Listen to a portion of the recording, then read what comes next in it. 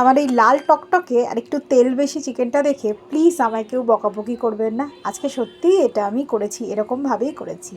নমস্কার, আমি তানিয়া, চলে এলাম আমার ছোট্ট একটা মিনি ব্লগ নিয়ে। আজকে রবিবার, তাই আজকে সকালে চিকেন করেছি, চিকেন ডে সকালে পোস্টে লিখেছি।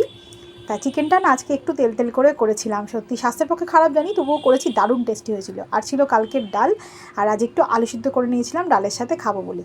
আবার চিকেনের মধ্যে কী করেছি, ছোটো ছোটো টাইপের যে আলু থাকে সেই আলুগুলোকে গোটা গোটাই একটু সেদ্ধ করে ভেজে দিয়ে দিয়েছিলাম। উফ, চিকেনটা না আজকে জাস্ট লাজবাব হয়েছিল।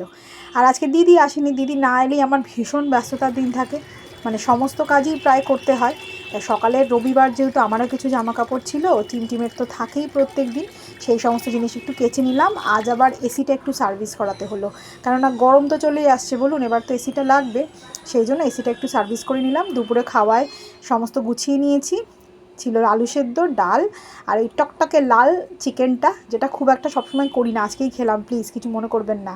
আর শশা ছিল, যাতে ওটা একটু তাড়াতাড়ি হজম হয়ে যায়। তারপর বিকেলে এসেছিল আমার স্পেশাল গেস্ট, কে বলুন তো, মাসি, মাম আর আমাদের পটকন।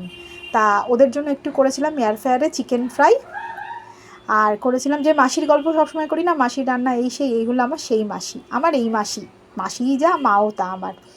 আর এই আমার টিমু চিকেন পকোড়া খাচ্ছে, খুব ইন্টারেস্টেড চিকেন পকোড়া খেতে, আর মাম অনেক দিন পরে। আর ছিল একটু ফ্রেঞ্চ ফ্রাইস, এই ফ্রেঞ্চ ফ্রাইস আর চিকেন পকোড়া দিয়ে সন্ধ্যেটা দারুণ কাটলো। গুড নাইট, ভালো থাকবেন সবাই।